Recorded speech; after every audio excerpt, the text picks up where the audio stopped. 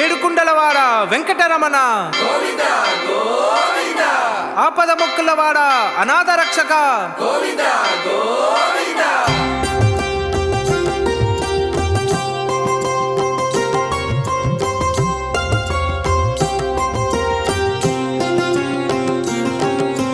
Srinivasa Govinda,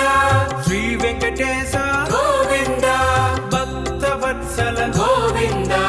Bhagavata Priya